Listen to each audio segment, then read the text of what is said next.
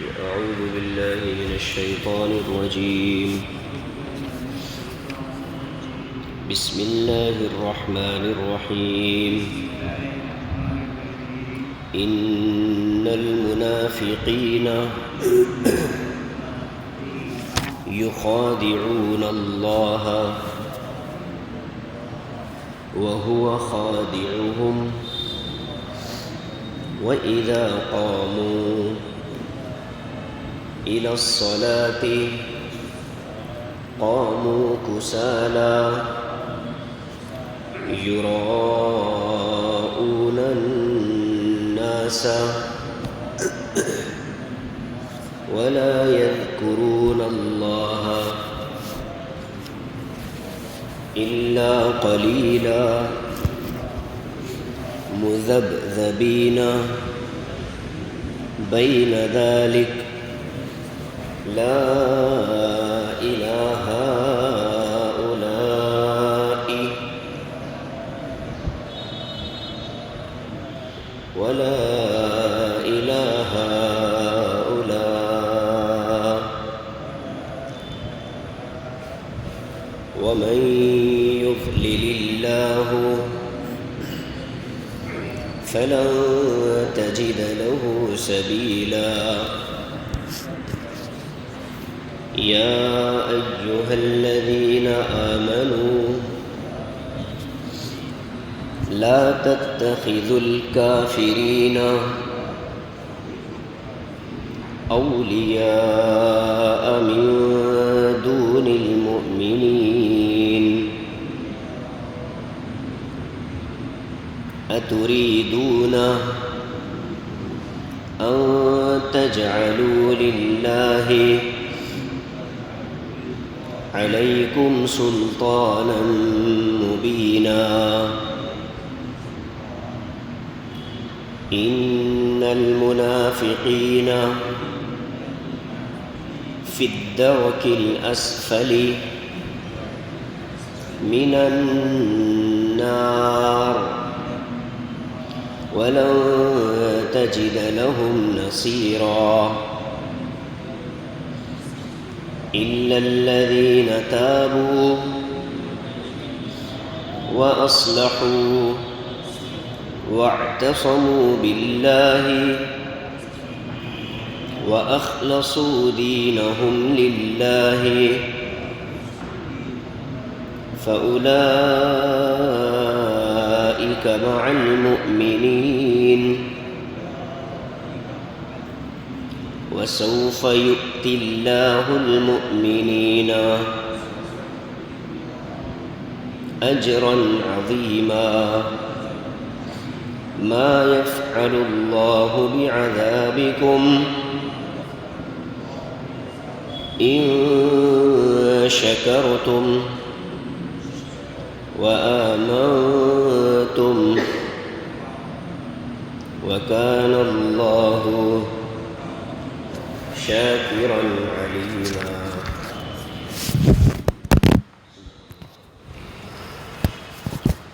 اللہ کے فضل سے 5واں پارہ مکمل ہوا ہے.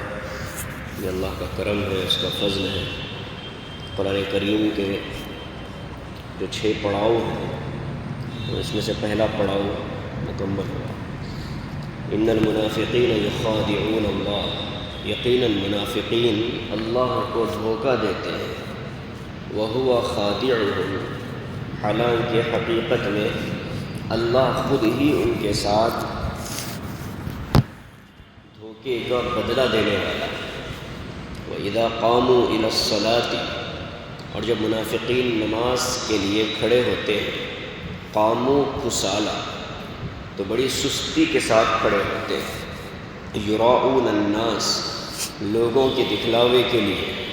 ولا یذکرون اللہ الا قلیلا، اور اللہ کا ذکر نہیں کرتے مگر بہت تھوڑا. مذبذبین بین ذلک، وہ اٹکے ہوئے ہیں ادھر میں. لا الہ ہؤلاء، نہ مسلمانوں کی طرف ہے، ولا الہ ہؤلاء، اور نہ کافروں کی طرف ہے۔ وَمَن يُضْلِلِ اللَّهُ فَلَن تَجِدَ لَهُ سَبِيلًا، اور جس شخص کو اللہ خود گمراہ کر دے اس کو کوئی راستہ نہیں پائے گا۔ یا ایھا الذین آمنوا، اے ایمان والو، لا تتخذوا الکافرین اولیاء من دون المؤمنین، مسلمانوں کو چھوڑ کر کافروں کو اپنا جگری دوست مت بناؤ۔ اتریدون ان تجعلوا للہ علیکم سلطانا مبینا، کیا تم یہ چاہتے ہو کہ اپنے خلاف اللہ تبارک و تعالیٰ کے لیے حجت پوری کر لو؟ ان المنافقین فی الدرک الاسفل من النار، یقیناً منافقین جہنم کے سب سے نچلے درجے میں ہوں گے۔ ولن تجد لهم نصیرا، اور آپ ان کا کوئی مددگار نہیں پائیں گے۔ الا الذین تابوا واصلحوا واعتصموا باللہ، ہاں جن لوگوں نے سچی توبہ کی اور اپنے معاملات کو سدھار لیا اور اللہ کی رسی کو مضبوطی سے تھام لیا، وَأَخْلَصُوا دِينَهُمْ لِلَّهِ، اور جنہوں نے اپنے دین کو اللہ کے لیے خاص کر دیا، فَأُولَئِكَ مَعَ الْمُؤْمِنِينَ، تو یہ وہ لوگ ہیں جو ایمان والوں کے ساتھ ہوں گے۔ وَسَوْفَ يُؤْتِ اللَّهُ الْمُؤْمِنِينَ أَجْرًا عَظِيمًا، اور ان قریب اللہ تبارک و تعالی مؤمنین کو عظیم اجر عطا فرمائے گا۔ ما يفعل اللہ بعذابکم، اللہ کیا کرے گا تم کو عذاب دے کر، ان شکرتم وآمنتم، اگر تم اس کے شکر گزار بن جاؤ اور اس پر ایمان لے آؤ، اللہ کیا کرے گا تم کو عذاب دے کر۔ وکان اللہ شاکرا علیما، اللہ تبارک و تعالی شکر گزاروں کا قدردان ہے اور خوب علم رکھنے والا ہے۔ یہ گزشتہ مضمون سے متعلق ہی مضمون ہے اور آیتیں ہیں۔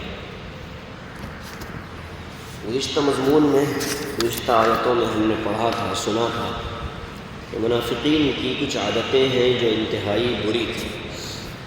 ایک تو اس میں یہ تھی کہ وہ انتظار میں رہتے تھے مسلمانوں کو کوئی تکلیف پہنچے، تو جب مسلمانوں کو تکلیف پہنچتی تو کافروں سے اس کا بدلہ لینے کی کوشش کرتے، اور اگر کافروں کو شکست ہوتی اور مسلمان کامیاب ہوتے تو پھر وہ مسلمانوں سے مال غنیمت میں حصہ مانگنے آ جاتے تھے۔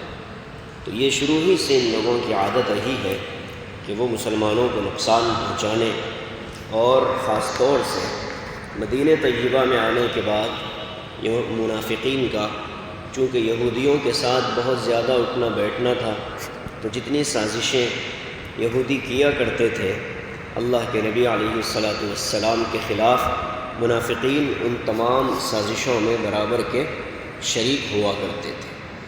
اب اللہ فرماتے ہیں ایک اور ان کی برائی ہے، وہ برائی یہ ہے، یہ مضمون ہم سورہ بقرہ کے بالکل ابتدا میں بھی پڑھ کر آئے ہیں کہ یخادعون اللہ وہو خادعهم، کہ اللہ تبارک و تعالیٰ کو بھی وہ وما یخدعون الا انفسهم وما یشعرون، کہ یہ منافقین مسلمانوں کو بھی دھوکہ دیتے ہیں اور اللہ کو بھی دھوکہ دینا چاہتے ہیں، اور ظاہر ہے کہ اللہ کو دھوکہ دینے کی کس میں ہمت ہے؟ اللہ کو کون دھوکہ دے سکتا ہے؟ دھوکہ اس کو دیا جاتا ہے جو غافل ہوتا ہے، اور اللہ غفلت سے پاک ہے۔ کسی انسان کے آگے اچھی بات کرنا، اس کے پیچھے اس کی برائی کرنا، یہ تو دھوکہ ہے، یہ انسانوں سے تو ممکن ہے، اس لیے کہ ہر آدمی ہر وقت حاضر نہیں ہو سکتا، لیکن اللہ تبارک و تعالیٰ کی ذات تو ان تمام عیوب سے، ان تمام کوتاہیوں سے پاک ہے، بری ہے، اس لیے اللہ تبارک و تعالیٰ کو وہ چاہتے ہیں کہ دھوکہ دیں، لیکن وہ در حقیقت اپنے آپ ہی کو دھوکہ دے رہے ہیں۔ اللہ کو دھوکہ کیسے دیتے ہیں؟ مسلمانوں کے ساتھ آ کر، مسلمانوں کی جماعت میں شامل ہو کر، مسلمانوں کی مسجدوں میں آ کر مسلمانوں کو یہ یقین دلاتے ہیں کہ ہم آپ کے ہیں، مسلمانوں کو یہ یقین دلاتے ہیں کہ ہم تمہارے ساتھ ہیں، اور اللہ سے یہ امید لگاتے ہیں کہ چونکہ ہم نے ظاہری اعمال کیے ہیں، اس کو تھوڑا کم کر دیا ہے، اس کو میں نے اتنا دور کیا ہے لیکن پھر بھی وہ تھوڑی سی آواز کم کر دیں بس۔ مسلمانوں سے کو چونکہ مسلمانوں کو چونکہ ظاہری طور پر اعمال اختیار کیے مسلمانوں جیسے، تو اب وہ یہ چاہتے ہیں کہ اللہ سے اجر بھی مسلمانوں جیسا حاصل کریں، تو یہ اللہ کو دھوکہ دینا تھا۔ اور ظاہر ہے کہ اللہ کو دھوکہ کون دے سکتا ہے؟ اللہ کو دھوکہ دینا گویا کہ اپنے آپ کو دھوکہ دینا، اس لیے فرمایا ان المنافقین یخادعون اللہ، منافقین تو اللہ کو دھوکہ دینا چاہتے ہیں، وہو خادعوہم، حالانکہ اچھا عام طور پر اگر اس کا ترجمہ ہم پڑھیں گے ڈکشنری میں تو سیدھا مطلب ہوگا کہ اللہ ان کو دھوکہ دے رہا ہے، اور یہ اللہ کی شان کے خلاف ترجمہ ہوگا، اس لیے مفسرین فرماتے ہیں اللہ ان کے دھوکے کا بدلہ دے رہا ہے۔ اب ترجمہ محفوظ ہو گیا، اللہ کی شان اقدس میں کوئی کمی نہیں آئی۔ رات کو حضرت استاذ محترم نے بھی دارالعلوم میں جو بیان فرمایا تھا اس نے جو ترجمہ کیا وَوَجَدَكَ ضَالًّا فَهَدَى، ضالًّا کو اگر کوئی لغت میں دیکھے گا، ڈکشنری میں دیکھے گا تو اس کا مطلب ہوگا گمراہ، اور ظاہر ہے کہ مخاطب کون ہے؟ اللہ کے نبی ہیں، تو کہیں ایسا تو نہیں کہا جا سکتا کہ اے نبی آپ گمراہ تھے ہم نے آپ کو راستہ بتایا، تو غلط بات ہوگی۔ اب اس کا ترجمہ حضور کی شان اقدس کی حفاظت کے ساتھ ہوگا۔ کیا فرمایا؟ آپ حق کو تلاش کر رہے تھے، ہم نے آپ کو راستہ بتایا۔ کتنا احترام ہے ترجمے میں۔ تو جب بھی قرآن کریم کا ترجمہ ہوگا تو صرف لغت اور اردو ترجمہ دیکھ کر کے مقصد تک آدمی نہیں پہنچ سکتا۔ وَهُوَ خَادِعُهُمْ، آپ اس کو اگر لغت میں دیکھیں گے ڈکشنری میں تو سیدھا اس کا مطلب نکلے گا کہ وہ دھوکہ دینے والا، خدع دھوکہ، خادع دھوکہ دینے والا، یہ اللہ کے لیے خادع کا لفظ ہے، جبکہ مقام ربوبیت ہمیں اس سے روکتی ہے۔ تو اب ہم ترجمہ کریں گے کہ وہ اللہ ان کے دھوکے کا بدلہ دینے والا ہے، تو معاملہ صاف ہو گیا، اللہ کا عدل قائم ہو گیا۔ وَإِذَا، دوسری بیماری، وَإِذَا قَامُوا إِلَى الصَّلَاةِ، یہ جو منافقین کا تذکر قرآن فرماتا ہے، مقصد یہ ہوتا ہے کہ مسلمان ان آیتوں میں اپنے آپ کو تلاش کرے کہ یہ برائیاں جو بیان کی جا رہی ہیں کہیں ایسا تو نہیں کہ میرے اندر پائی جاتی۔ پہلی چیز تو آ گئی کہ صاف دل سے مومن ہونا ضروری ہے، نہ ادھر ادھر، یہ تو اعتقادی معاملہ ہے۔ عملی طور پر بھی ہمیں صاف آدمی ہونا چاہیے۔ ایک نفاق کی دو قسمیں، ایک عقیدے کا نفاق، ایک عمل کا نفاق۔ عقیدے کا جو نفاق ہوتا ہے وہ کفر اور ایمان کے درمیان ہوتا ہے، عمل کا جو نفاق ہوتا ہے وہ ظاہری اعمال کے درمیان ہوتا ہے۔ جیسے ہماری عادت ہوتی ہے کہ ہم سب کی نظروں میں اچھے رہیں، ہر انسان چاہتا ہے کہ میں کسی کی نظروں میں برا نہ رہوں، تو اس لیے وہ ہر فریق کے پاس جا کر یہ یقین دلاتا ہے کہ ہم آپ کے ہیں، ہم آپ کے ہمدرد ہیں۔ تو ظاہر ہے کہ وہ لوگ پھر دنیا میں اتنے بے حیثیت ہو جاتے ہیں جن کا اپنا ذاتی کوئی اسٹینڈ اور موقف نہیں ہے۔ یہ عادت بنانی چاہیے، ہمیں اپنا ایک موقف قائم کرنا ہے، پھر اس موقف پر مضبوطی سے جمنا ہے، دلائل کی بنیاد پر اپنے اس موقف کی حقانیت اور صداقت کو ثابت کرنا ہے، اگر نہیں ہے تو اپنے اس موقف کو ختم کر دینا ہے۔ ہمارا معاملہ یہ ہے کہ ہم لوگوں کی رضامندی کی خاطر حق اور باطل کو پہچاننے کی کوشش نہیں کرتے۔ ہم یہ چاہتے ہیں کہ بھئی تمہاری آپس کی لڑائی ہے، ہم تو دونوں سے اچھے ہیں۔ یہ غلط ہوگا، اس لیے کہ ظاہر ہے کہ جہاں نزاع ہوگا وہاں کوئی ایک حق پر ہوگا، کوئی باطل پر ہوگا، لہٰذا ہم حق کا بھی ساتھ دیں گے، باطل کا بھی ساتھ دیں گے، یہ تو منافقت ہو جائے گی۔ اس لیے میں نے کہا عملی طور پر بھی ہمیں اپنے موقف کا اظہار بڑے کھلے الفاظ میں کرنا ہوگا اور اپنے اس موقف پر مضبوطی سے جمنا ہوگا۔ یہی حال تھا پہلے لوگوں کا، وہ بہت صاف دل کے لوگ ہوا کرتے تھے، ہماری طرح دو منہ والے نہیں تھے۔ دوسری عادت جو منافقین کی بتائی جاتی ہے وہ بہت خطرناک ہے۔ وَإِذَا قَامُوا إِلَى الصَّلَاةِ، نماز کی طرف کھڑے ہوں گے، یعنی نماز میں کھڑے ہوں گے، قاموا کسالى، تو بڑی سستی کے ساتھ کھڑے ہوں گے، بڑی سستی کے ساتھ کھڑے ہوں گے۔ اب حضرت تھانوی رحمۃ اللہ علیہ نے فرمایا کہ ایک آدمی کو بخار ہے، طبیعت ناساز ہے، وہ سست نماز پڑھ رہا ہے تو وہ اس آیت کے اندر داخل نہیں ہے، اس لیے کہ اس کی طبیعت خراب ہے اور بیماری کے عالم میں مختصر نماز پڑھ رہا ہے۔ لیکن صحت مند آدمی ہے، بس یوں لگتا ہے کہ زبردستی لا کر کسی نے کھڑا کر دیا مصلی پر کہ اب پڑھو، تو نہ ذکر پورا ہوتا ہے، نہ ارکان پورے ادا ہوتے ہیں، نہ ہی سجدہ صحیح ہوتا ہے، نہ رکوع صحیح ہوتا ہے، تو ایسے مختصر ہلکی پھلکی نماز پڑھنا یہ منافقین کی عادت ہے۔ کیوں؟ اس لیے کہ ان منافقین کو نماز کے مقام اور مرتبے کا علم نہیں ہے۔ جب وہ نماز کے مقام اور مرتبے کو پہچانیں گے تو شوق سے نماز پڑھیں گے۔ اگر یوں کہا جائے کہ بھائی تم خشوع اور خضوع والی نماز پڑھو، تمہیں 1000 روپے ملیں گے، سب پڑھیں گے؟ اس لیے کہ سب دنیا کی محبت میں الجھے ہوئے ہیں۔ جب یہ کہا جائے کہ خشوع اور خضوع والی نماز پڑھو تمہاری مغفرت ہوگی، تو پیچھے ہٹ جائیں گے، اس لیے کہ جو مغفرت کا وعدہ ہے اس پر یقین کمزور ہے۔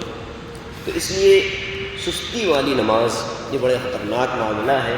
الذین هم عن صلاتهم ساہون الذین هم یراؤون، یہ آیت وہاں بھی آئی ہے سورہ ماعون کے اندر۔ اللہ نے فرمایا کہ یہ وہ لوگ ہیں کہ جو اولاً تو نماز کو بھول جاتے ہیں، چھوڑ دیتے ہیں، اور اگر پڑھ بھی لیتے ہیں تو صرف اس لیے پڑھتے ہیں کہ لوگ کیا کہیں گے اگر ہم نماز نہ پڑھیں۔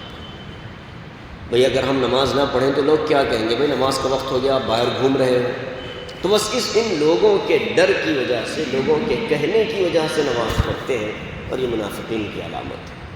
ہمیں اپنا جائزہ لینا ہے۔ وَلَا يَذْكُرُونَ اللَّهَ إِلَّا قَلِيلًا، اور اللہ کا ذکر نہیں کرتے مگر بہت تھوڑا۔ نماز کیا ہے؟ پورے کا پورا اللہ کا ذکر ہے۔ اللہ اکبر سے لے کر السلام علیکم ورحمۃ اللہ تک آدمی ذکر اللہ میں لگا ہوا ہے۔ تو اب جب وہ ذکر کے بغیر، حضرت تھانوی نے لکھا ہے کہ منافق جب نماز پڑھتا ہے امامت تو اس کو ملتی نہیں، اور بعض جو جہری نمازیں ہیں ان میں امام تلاوت کرتا ہے، مقتدی خاموش ہوتے ہیں۔ سری جو نمازیں ہوتی ہیں یعنی کہ انفرادی طور پر آگے الگ الگ پڑھنے کی جو نمازیں ہیں اس میں مقتدی ہی کو پڑھنا پڑتا ہے، مصلی ہی کو پڑھنا پڑتا ہے۔ تو بہت ساروں کو دیکھو ہونٹ نہیں ہلتے، کھڑے ہیں، یہ نماز نہیں ہوگی، اس لیے کہ نماز میں پڑھنا فرض ہے۔ اور پڑھنا کب ہوگا؟ جب آدمی اپنے ہونٹوں سے پڑھے گا۔ صرف دماغ میں اگر پڑھے گا تو وہ پڑھنا نہیں ہوگا، وہ سوچنا ہوگا۔ اور پڑھنا نماز میں فرض ہے، قرات فرض ہے۔ تو حضرت تھانوی نے لکھا ہے کہ عام طور پر منافقین جب کھڑے ہوتے ہیں تو وہ بس کھڑے رہتے ہیں، کچھ دیر قیام میں کھڑے ہو گئے، رکوع میں چلے گئے، تسبیحات نہیں پڑھی، پھر کھڑے ہو گئے، کوئی تسبیح نہیں، سجدے میں چلے گئے، کچھ نہیں پڑھا۔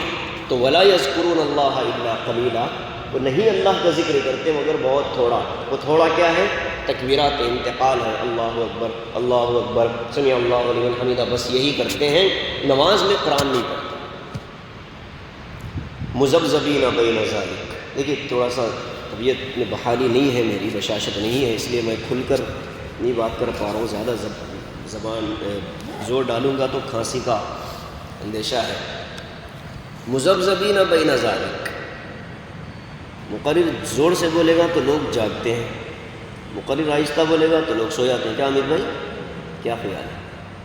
سو جاتے ہیں لوگ، رحمت نازل ہوتی ہے اللہ کی طرف سے۔ اب یہ آیت ہے منافقین کا ٹھٹا کرنے والی، مذبذبین بین ذالک، اور یہ آیت ہم بہت سنتے آئے ہیں بچپن سے، لا الہ ہؤلاء ولا الہ ہؤلاء، بہت زبردست قرآن کا انداز۔ فرماتے ہیں مذبذبین بین ذالک، یہ منافقین معلق ہیں، اٹکے ہوئے ہیں، بیچ ادھر ہے، تینوں طرح کے ترجمے ہیں، ادھر ہے، معلق ہے اور اٹکے ہوئے ہیں۔ کس میں؟ کفر اور ایمان کے درمیان، نہ پورے کافر بنتے ہیں، نہ ظاہری طور پر، نہ باطنی طور پر، نہ پورے مسلمان بنتے ہیں باطنی طور پر۔ اس لیے کہ ان منافقین کا عالم یہ تھا کہ مسجدوں میں آتے تھے، اور احادیث میں آتا ہے کہ مدینہ پاک میں کسی منافق کی مجال نہیں تھی کہ وہ نماز چھوڑ دیتے، کسی منافق کی ہمت نہیں تھی کہ وہ نماز چھوڑ، کیونکہ حضور کی نماز ترک کرنے پر جو وعیدیں تھیں وہ سنتے تھے اور ڈرتے تھے۔ حضور پاک علیہ السلام نے ایک دن نماز فجر میں نماز پڑھا کر آپ نے پوچھا فلاں ہے؟ تو کہا کہ نہیں ہے۔ دوسرے کے بارے میں پوچھا فلاں شخص ہے؟ تو فرمایا گیا کہ نہیں ہے۔ آقا نے فرمایا نماز فجر اور نماز عشاء منافقین پر سب سے بھاری نماز، اب جس کو نماز فجر اور نماز عشاء بھاری لگے وہ اپنا جائزہ لے لے کہ میرے اندر نماز فجر اور عشاء کا ذوق اور شوق پایا جاتا۔ حضور نے فرمایا اگر کسی کو معلوم ہو کہ اس کے پیچھے کتنا بڑا اجر ہے تو وہ گھٹنوں کے بل چلتا ہوا نماز میں شامل ہو جائے۔ ابو داؤد شریف کی روایت۔ تو یہ منافقین کی ہمت نہیں ہوتی تھی دور نبوت میں کہ وہ نماز چھوڑ دے۔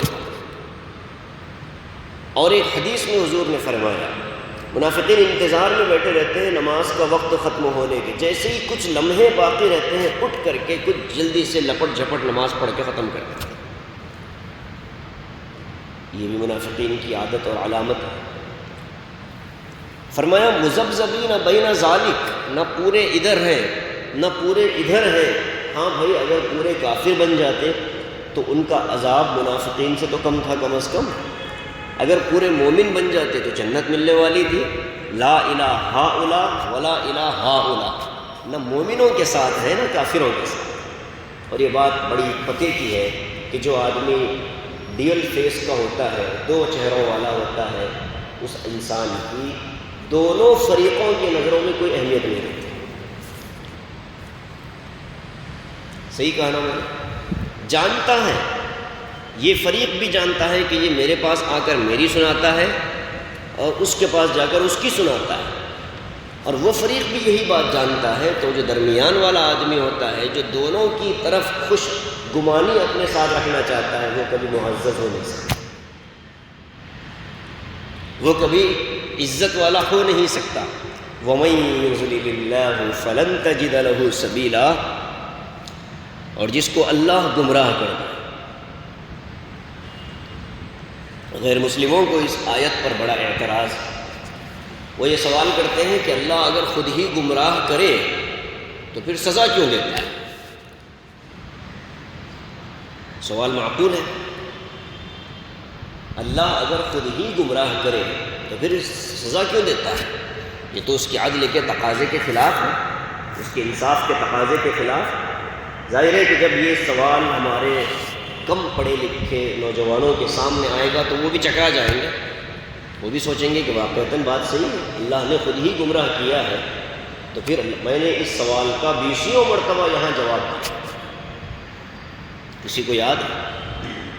20 مرتبہ جب اس طرح کی آیتیں آئی تو میں نے اس جواب کو دہرایا، بارہا دہرایا۔ وہ جواب کیا ہے؟ بہت آسان سا جواب ہے۔ اللہ تبارک و تعالی نے اسباب ہدایت اور اسباب گمراہی دنیا میں پھیلا دیے ہیں، اس کو اختیار کرنے والا اپنے اختیار کی وجہ سے سزا پاتا ہے۔ اللہ نے اسباب ہدایت اور اسباب گمراہی دنیا میں پھیلا دیے ہیں۔ اسباب ہدایت کون ہے؟ انبیاء اور رسول اور کتابیں۔ اور اسباب گمراہی کون ہے؟ شیاطین۔ ٹھیک ہے، اب انسان کی اپنی مرضی ہے، فمن شاء فلیؤمن ومن شاء فلیکفر، جو چاہے وہ کفر اختیار کرے، جو چاہے وہ ایمان اختیار کرے۔ تو اب جو فرمایا گیا ومن یضلل اللہ، جس انسان کو اسباب گمراہی اختیار کرنے پر آمادہ کیا گیا اس کے اپنے نفس کی طرف سے، اس کے اپنے دل کی طرف سے، تو پھر جب اس نے چاہ کر گمراہی کو قبول کیا ہے، ایسے آدمی کو پھر ہدایت کا کوئی راستہ نہیں ملے گا۔ جانتے بوجھتے گمراہ ہوا ہے، وَمَن يُضْلِلِ اللَّهُ فَلَن تَجِدَ لَهُ سَبِيلًا، اس کو راستہ نہیں ملے گا، سبیل نہیں ملے گی۔ برائیاں بیان کی گئی، سزا بیان کی گئی۔ اب آگے اہل ایمان سے مطالبہ ہے، اے ایمان والو، منافقین کا بیان ہے، درمیان میں لفظ آیا اے ایمان والو۔ اے لوگوں فرمایا جا سکتا تھا لیکن نہیں، اے ایمان والو۔ یہ امتیاز اللہ پیدا کرنا چاہتا ہے کہ اے مومنوں، منافقین سے اپنے آپ کو بچا کر رکھنا، تمہاری زندگیوں میں اور منافقین کی زندگیوں میں فرق ہونا چاہیے۔ اس لیے مخاطب کو بھی الگ کیا گیا، بولنے کے لہجے کو بدلا گیا۔ لا تتخذوا الکافرین اولیاء من دون المؤمنین، مسلمانوں کو چھوڑ کر کافروں کو اپنا دوست نہ بناؤ۔ دیکھیے قرآن کا کوئی لفظ بے معنی نہیں ہوتا، اور کسی لفظ کا پچھلے لفظ سے تعلق نہ ہو، ایسا بھی نہیں ہے۔ میں نے بارہا کہا ہے کہ آیتیں ایک دوسرے سے ایسی جڑی ہوئی ہیں جیسے کہ موتیوں کا ہار، کہ ایک موتی دوسرے موتی سے جڑی ہوتی ہے۔ یہاں آیت ہے، آیت کے اندر ہے لفظ کافر، اور مضمون کس کا ہے؟ تو بتاؤ، منافقین کا۔ تو قرآن نے خود ہی ان منافقین کے لیے لفظ استعمال کیا ہے کافروں کا، گویا کہ جو آدمی منافق ہوتا ہے وہ کافر ہوتا ہے۔ اسی لیے علماء نے لکھا ہے کسی مسلمان کو منافق کہنا جائز نہیں ہے، اس لیے کہ مسلمان کو منافق کہنا گویا کہ مسلمان کو کافر کہنا ہے، اور اسلام نے اس کی قطعاً اجازت نہیں دی ہے۔ لا تتخذوا الکافرین اولیاء من دون المؤمنین، مسلمانوں کو چھوڑ کر کافروں کو اپنا دوست نہ بناؤ۔ ہوتا کیا ہے، جب انسان کسی سے دوستی کر لیتا ہے، اس کی عادتیں، طور طریقے، انداز گفتگو، اس کا رہن سہن وہ اختیار کر لیتا ہے، چاہے وہ اپنی مرضی سے کرے یا بلا اختیار کرے۔ اسی لیے حدیث میں فرمایا گیا قیامت کے دن المرء مع من احب، آدمی قیامت کے دن اسی کے ساتھ اٹھایا جائے گا جس سے دنیا میں اس کو محبت ہے۔ المرء مع من احب، اس لیے فرمایا جاتا ہے کہ اللہ کے نبی علیہ الصلاۃ والتسلیم سے محبت کرو، قیامت کے دن حضور کے ساتھ ہوں گے، محبت کے تقاضے پورے کرو، حضور کے ساتھ ہوں گے۔ لا تتخذوا الکافرین اولیاء من دون المؤمنین اتریدون ان تجعلوا للہ علیکم سلطانا مبینا، کیا تم یہ چاہتے ہو کہ اللہ کے لیے اپنے خلاف کوئی حجت قائم کر دو؟ الفاظ نہیں سمجھے؟ قرآن یہ پوچھتا ہے کہ کیا تم ان منافقین سے دوستی کر کے، ان کافروں سے دوستی کر کے اپنے آپ کو ہلاکت میں ڈالنا چاہتے ہو؟ کہ قیامت کے دن تم نے اپنے خلاف ایک دلیل قائم کر لی کہ ہم ان منافقین کے دوست تھے۔ الفاظ دیکھیں، سلطانم مبینہ، صریح دلیل، صاف حجت اللہ کے لیے بنا کر دے رہے ہو کہ اے اللہ ہم ان منافقین سے دوستی کرتے ہیں، یہ آپ دلیل اور حجت اپنے پاس رکھیں کہ کیوں اپنے خلاف اللہ کے پاس دلیل بھیج رہے ہو؟ سمجھ گئے بات؟ کیوں اپنے خلاف اللہ کے پاس حجت بھیج رہے ہو؟ ان المنافقین فی الدرک الاسفل من النار، منافقین کو جہنم کے سب سے نیچے درجے میں رکھا جائے گا۔ ولن تجد لهم نصیرا، اور اے نبی آپ ان کا کوئی مددگار نہیں پائیں گے۔ حضور پاک علیہ الصلاۃ والسلام کے ذریعے امت کو مخاطب بنایا گیا کہ اے امت محمدیہ، حضور علیہ الصلاۃ والسلام کے واسطے سے یہ بات سن لو کہ ان منافقین کا قیامت میں کوئی مددگار نہیں ہوگا، یہ قیامت میں جہنم کے سب سے نچلے درجے میں ہوں گے۔ کافروں کا درجہ نچلا نہیں ہے، اس سے اوپر والا ہے، اس لیے کہ ان لوگوں نے کفر، شرک کے ساتھ ساتھ مسلمانوں سے دغا بازی بھی کی ہے۔ کھلے عام کافر ہوتا تو ٹھیک ہے، لوگ احتیاط کرتے، لیکن یہ مسلمانوں کی صفوں میں آ کر کافر رہا، لہذا اس کا جرم اور اس کی سزا ان کھلے عام کافروں سے زیادہ سخت ہے۔ ان المنافقین فی الدرک الاسفل من النار ولن تجد لهم نصیرا۔ یہاں وہ سب لوگ اپنا جائزہ لیں کہ جن کی وجہ سے ملت کی اجتماعیت کو کوئی نقصان پہنچا، مسلمانوں کو ذاتی طور پر ہو، اجتماعی قوت کے اعتبار سے ہو، معیشت کے اعتبار سے ہو، ان کی فکر کے اعتبار سے ہو، ان کی سلامتی ایمان کے اعتبار سے ہو، اگر کوئی شخص ذریعہ بن رہا ہے مسلمانوں کے کسی بھی نوعیت کے نقصان کا، تو وہ اپنا جائزہ لے کہ کہیں قیامت کے دن میرا حشر بھی ان لوگوں کے ساتھ نہ ہو جائے۔ یا تو اچھائی کا کوئی کام کرے، مسلمانوں کے نفع کا کوئی کام کرے، یا پھر خاموش اپنے گھر میں بیٹھے رہیں، لیکن درمیان میں آ کر ان کو نقصان پہنچانے کی کوئی اگر بات ہو تو پھر وہ بہت خطرے کی گھنٹی ہے۔ اللہ فرماتا ہے ان تمام برائیوں کے باوجود، نفاق کے باوجود، کفر شرک کے باوجود، اگر کوئی شخص سچے دل سے توبہ کر لے، الا الذین تابوا، سچے دل سے توبہ کر لے، واصلحوا، اور اپنے معاملات مسلمانوں سے صاف کر دے، اور لوگوں کے درمیان رہنے کی جو اس کی وجہ سے جو غلطیاں ہوئی ہیں اس کی اصلاح کر لے، واعتصموا باللہ، اللہ کی رسی یعنی قرآن کریم کو مضبوطی سے پکڑ لے، تھام لے، وَأَخْلَصُوا دِينَهُمْ لِلَّهِ، اور اپنے دین کے ہر عمل کو اللہ کے لیے خالص اخلاص کے ساتھ کرنے والا بن جائے، فَأُولَٰئِكَ مَعَ الْمُؤْمِنِينَ، تو پھر یہ لوگ بھی ایمان والوں کے ساتھ۔ کون ایمان والے؟ وہ کامل ایمان والے، ان کے ساتھ یہ حضرات ہوں گے۔ وَسَوْفَ يُؤْتِ اللَّهُ الْمُؤْمِنِينَ أَجْرًا عَظِيمًا، اللہ تعالیٰ مومنین کو اجر عظیم عطا فرمائے گا قیامت کے دن۔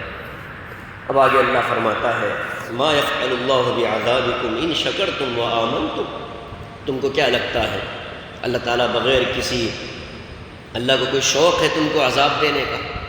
اللہ کو کوئی شوق ہے یا اللہ کا کوئی کام اٹکا ہوا ہے کہ تم کو عذاب دے کر وہ کام نکل جائے گا؟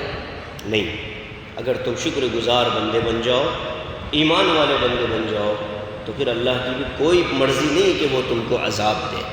ہم تو نافرمانوں کو عذاب دیتے ہیں، اللہ ان کو بھی عذاب دینا نہیں چاہتا، لیکن عدل کا تقاضا یہی ہے کہ جرم کی سزا دی جائے۔ عدل کا تقاضا یہی ہے کہ جرم کی سزا دی جائے۔ اللہ تعالیٰ قادر ہے، چاہے معاف کرے، لیکن قانون جو اللہ نے بنایا دنیا کے اندر، وہی قانون قرآن میں بیان کیا گیا۔ مَا يَفْعَلُ اللَّهُ بِعَذَابِكُمْ إِن شَكَرْتُمْ وَآمَنْتُمْ، اللہ کیا کرے گا تم کو عذاب دے کر؟ ہاں، اگر تم شکر گزار بن جاؤ اور اللہ پر ایمان لے آؤ تو پھر تم کو کوئی عذاب نہیں ہے۔ وَكَانَ اللَّهُ شَاكِرًا عَلِيمًا، اور جو شکر گزار بندہ ہوتا ہے اللہ اس کی قدردانی فرماتے ہیں، اور اللہ تبارک و تعالی خوب علم رکھنے والے ہیں۔ یہ 5واں پارہ مکمل ہوا ہے، منافقین کے تذکرے پر پارے کا اختتام ہے۔ پارہ جو ختم ہوا ہے، یہ پاروں کی ترتیب حضور کے زمانے میں نہیں تھی، ٹھیک، حضور کے زمانے میں پاروں کی ترتیب نہیں تھی۔ بعد میں لوگوں نے سہولت کے لیے، آسانی کے لیے قرآن کے 30 پارے تقسیم کیے۔ سورہ البتہ حضور کے زمانے سے، سورتوں کا نام حضور کا دیا ہوا ہے، آیتوں کی ترتیب حضور کی دی ہوئی ہے، لیکن یہ جو پاروں میں تقسیم کیا گیا ہے یہ حضور علیہ السلام کے زمانے میں نہیں ہوا ہے۔ اسی لیے کبھی کبھی ایسا لگتا ہے کہ مضمون مکمل نہیں ہوا، پارہ مکمل ہو گیا۔ 13واں پارہ جب ختم ہوتا ہے تو بالکل ایک آیت پر سورہ شروع ہوتی ہے، الف لام را تلک آیات الکتاب وقرآن مبین، پہ پارہ ختم ہوا، اور 14واں پارہ شروع ہوتا ہے ربما یود الذین کفروا لو کانوا مسلمین۔ تو کبھی کبھی ایسا ہوا ہے کہ مضمون مکمل نہیں ہوا، پارہ ختم ہوا، لیکن یہ کوئی اشکال اور اعتراض کی بات نہیں ہے، اس لیے کہ ترتیب امت میں مقبول ہے، اسی ترتیب پر لوگ قرآن یاد کرتے ہیں۔ حفظ کے لیے، آسانی کے لیے، بچوں کے سہولت کے لیے قرآن کو پاروں میں تقسیم کیا گیا۔ صحابہ کے زمانے میں منزلوں میں تقسیم تھی، 7 منزلیں ہیں قرآن کی۔ حضرات صحابہ نے منزلوں میں قرآن کو تقسیم کر لیا تھا اپنے سے۔ وہ کیوں تھی؟ تاکہ ان کا معمول پورا ہو جائے۔ صحابہ کا معمول قرآن پڑھنے کا کیا تھا؟ ایک ہفتے میں ایک دور کیا گیا، اور ایک ہفتے کا ایک دور کا مطلب ہے کہ روزانہ کم از کم 6 ساڑھے 6 پارے پڑھا کرتے تھے۔ تو اس وجہ سے حضرات صحابہ نے منزلیں، آپ جب دیکھیں گے کہ منزلیں ختم ہو گئی، ابھی ہم پہلی منزل میں چل رہے ہیں اور اس کے بعد 6 منزلیں اور ہیں، تو کل 7 منزلوں میں قرآن تقسیم ہوا تھا صحابہ کے زمانے میں، اور بعد کے ادوار میں پاروں میں اس کو تقسیم کیا گیا۔ یہ مضمون ابھی مکمل نہیں ہوا، کچھ حصہ آگے ختم ہوگا 6ویں پارے میں، اور پھر سورہ مائدہ جو ہے شروع ہوگا، سورہ نساء کا اختتام ہوگا۔ اب جو مضامین آ رہے ہیں بڑے زبردست مضامین ہیں۔ 6ویں پارے کی ابتدا ہی سے اللہ تعالیٰ نے ایک الگ پیرایا اختیار فرمایا ہے آیتوں کے بیان کا، اور عقائد بیان کیے گئے ہیں۔ عیسیٰ علیہ السلام کا بھی واقعہ ہے، اور انبیاء علیہ السلام کے بہت تفصیلی واقعات اس کے اندر بیان کیے گئے ہیں۔ اللہ تعالیٰ نے محض اپنے فضل و کرم سے 5 پارے کے پڑھنے سننے کی اللہ نے ہم کو توفیق عطا فرمائی ہے۔ بہت مبارکباد کے قابل ہیں جن حضرات نے پابندی کے ساتھ شرکت فرمائی ہے۔ اللہ ان کے قرآن سے عشق اور محبت کو برقرار رکھے۔ دنیا اور آخرت کی بھلائیوں کا ذریعہ بنائے، کامیابیاں مقدر فرمائے اور قرآن سے زندگی کو منور